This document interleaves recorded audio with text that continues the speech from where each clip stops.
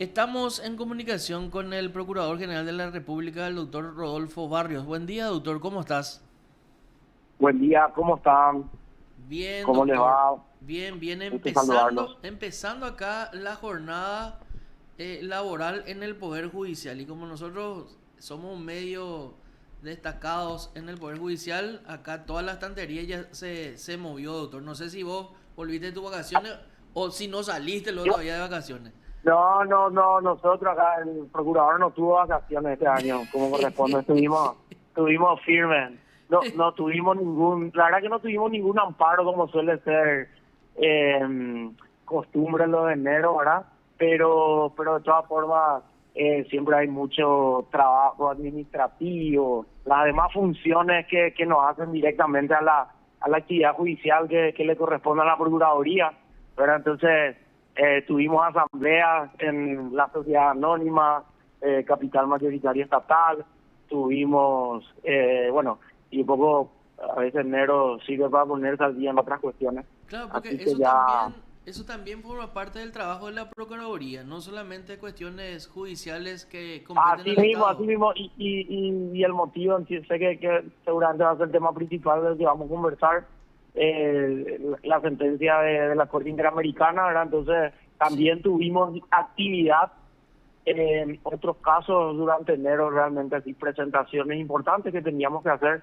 Y de hecho una audiencia la semana pasada, en otro caso ante la Corte, tuvimos la audiencia pública y varios otros casos, como te decía, que presentamos escritos, observaciones, Ujú. contestamos traslados ante la Comisión Interamericana, ¿verdad? En proceso ante el Sistema de Protección Interamericano de Derechos Humanos que todavía están en etapas incipientes, pero que merecen toda la atención. Así que Claro.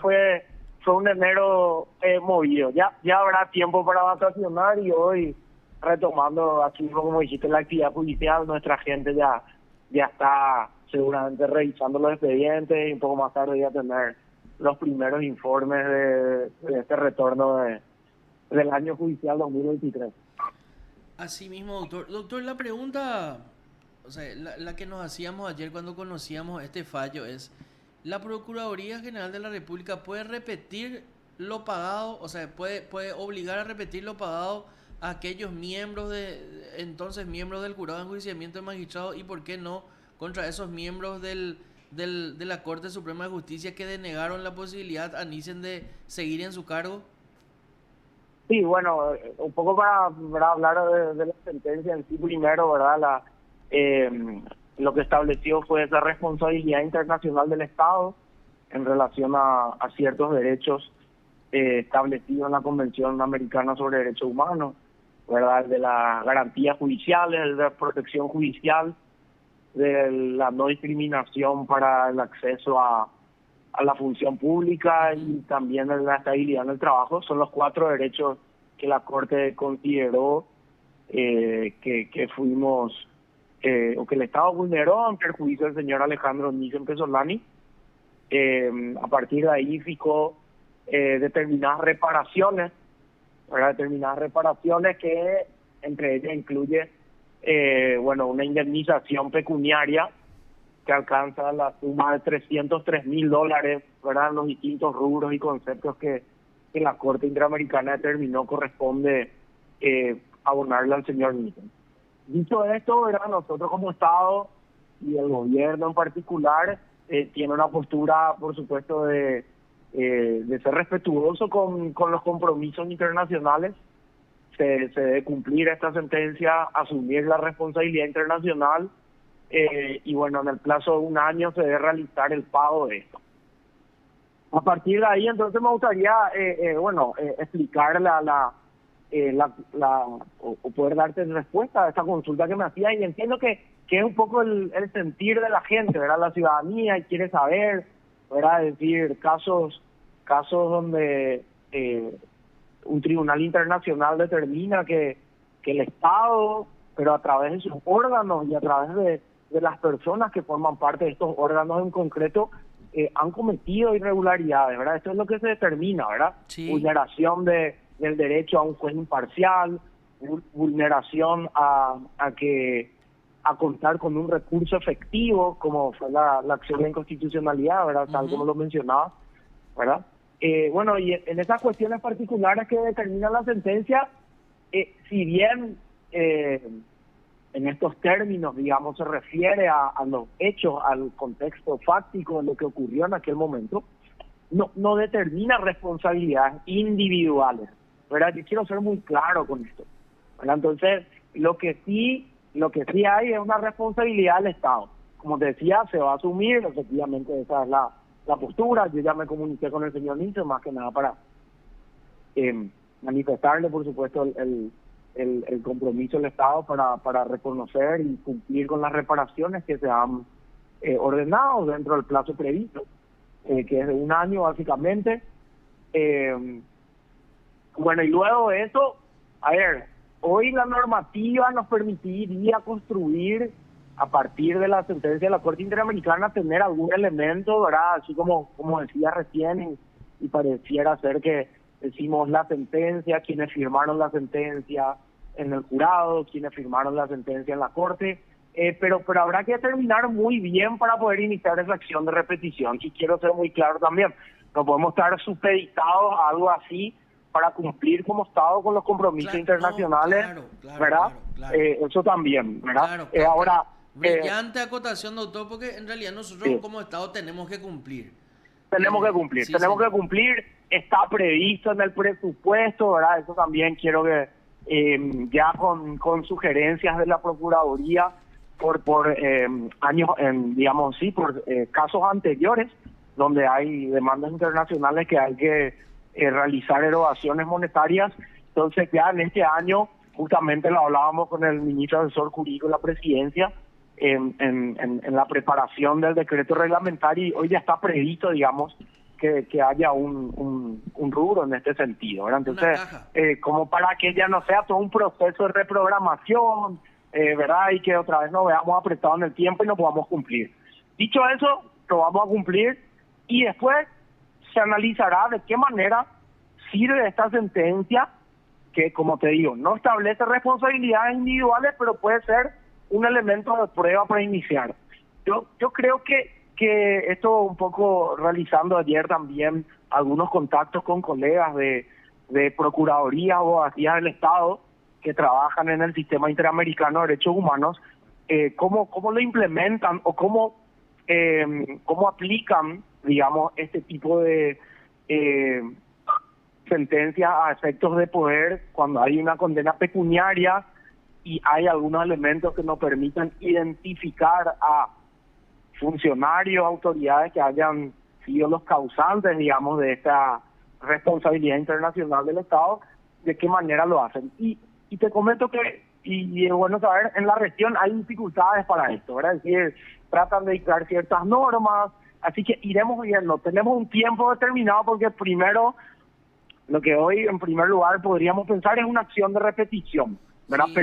Pero hay que desarrollar eso, no es de forma directa.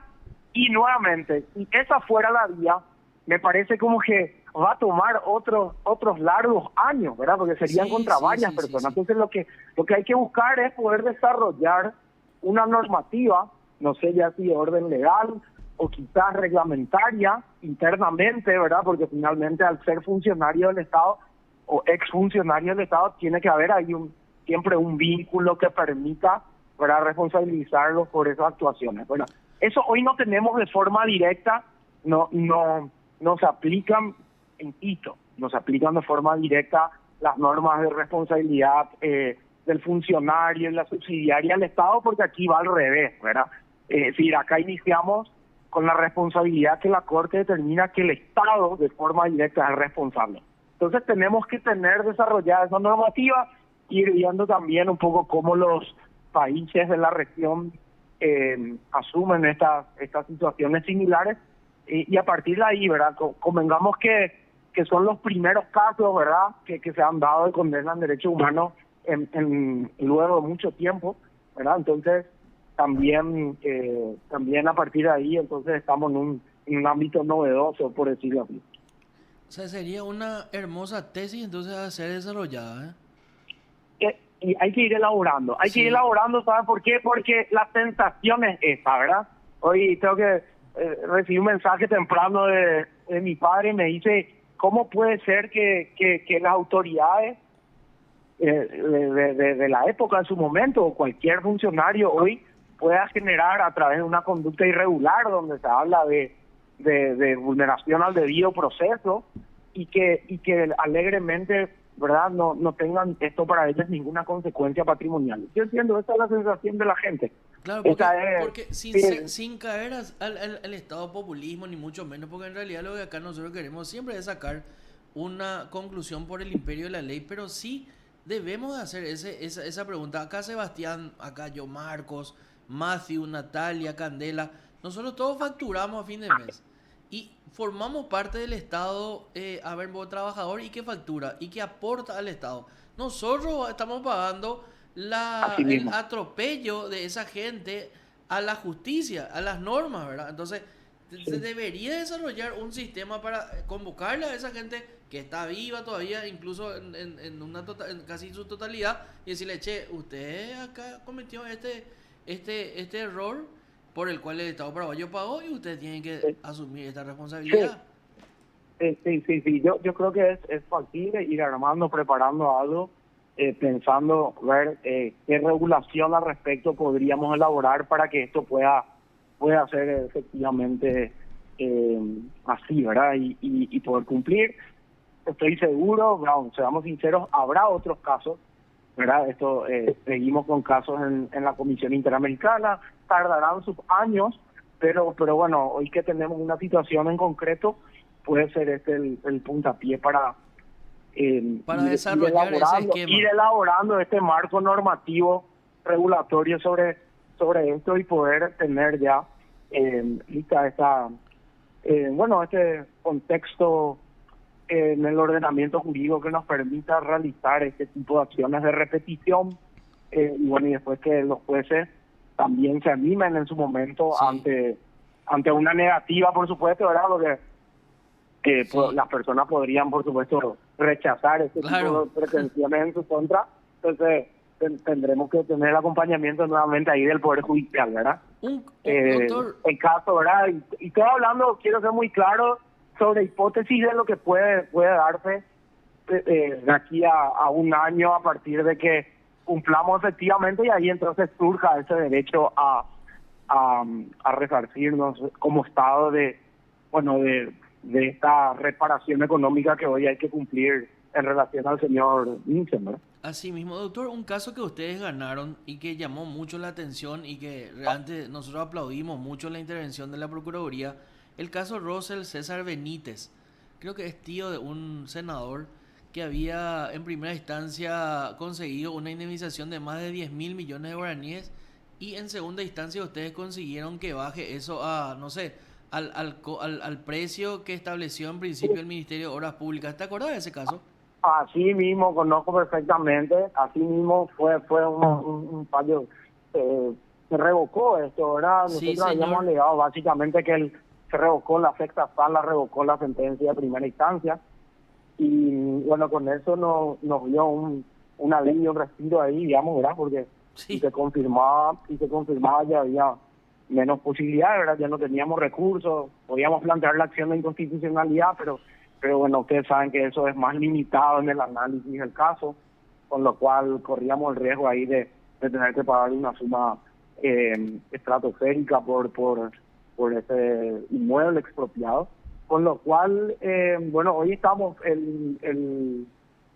nosotros recurrimos las costas, porque las costas se impusieron en el orden causado, sí. y creemos que debería, al revocarse y salir favorable al Estado, deberían imponerse al actor, la persona que mencionaste recién, y ellos, el señor, a través de sus representantes convencionales, también recurrió al fallo, lo cual esto está en trámite recursivo ante la Sala Civil de la Corte. Seguramente en los próximos meses tendremos novedades sobre esto, vamos a cerrar el caso. Y bueno, básicamente lo que el Estado alegó en ese caso fue que el planteamiento del señor era extemporáneo, no era la vía, ya que hay una ley especial para fijar el precio en caso de que uno no esté de acuerdo en la tasación elaborada por el Ministerio de Obras sobre los inmuebles expropiados para las obras públicas. Entonces, bueno, sí, estamos en esa situación. Bien lo dijiste, fue un fallo favorable, muy importante, el que obtuvimos en segunda instancia, y bueno, esperamos que eso se confirme en la Corte, ¿no? ¿Eso está en la sala civil, doctor? Eso está en la sala civil. Como te mencionaba, planteó evidentemente el actor el recurso, los recursos de nulidad y apelación contra esa decisión de la sexta sala del Tribunal de Apelación Civil y Comercial. Y nosotros también lo hicimos, pero solo en lo relativo a las costas, ¿verdad? A efectos de que las costas le sean impuestas al actor a sí mismo. Muchísimas gracias, doctor. Y bueno, a seguir trabajando y a esperar las dulces vacaciones en su momento. Sí, no, ya va a llegar para eso, pero ahora estamos compenetrados y concentrados aquí en las labores diarias. Y bueno, éxito también para ustedes en este nuevo año judicial y la importante tarea que cumplen también cubriendo quizás un ámbito que bueno, que mucha gente no conoce, pero que a mucha gente afecta, ¿verdad? Entonces está bueno que estén atentos a los distintos y le den atención y le hagan saber a la gente sobre lo que pasa en el Poder Judicial, en los juicios, y a veces y más aquellos que interesan, que son de interés público, ¿verdad? Que tiene que ver un poco con donde el Estado se ve comprometido, y a veces pensamos que el Estado es ese ente ajeno a todos nosotros, pero en realidad es lo contrario, ¿verdad? Formamos todos parte del mismo, entonces debería ser realmente nuestro interés diario velar por su protección, ¿verdad? Y un poco eso es lo que dentro de las competencias que tenemos, las atribuciones que tiene la Procuraduría General, tratamos de llevarle día a día. Así mismo, doctor, gracias por la atención. Un saludo cordial a todos y atento a cualquier cuestión que podamos ir aportando también. Usted está escuchando PDS. El Procurador General de la República, el doctor Rodolfo Barrios, habló de todo, habló con nosotros, relajado, le gustó hacer la entrevista porque estuvo tranquilo. No, pero en realidad preocupa. Ayer estábamos diciendo eso, ¿verdad? Dijimos eso, o sea, vos pagás impuestos. Claro. Yo pago, Natalia, Matthew, Marta, Candela, Hugo Barrientos, Freddy, todos pagamos.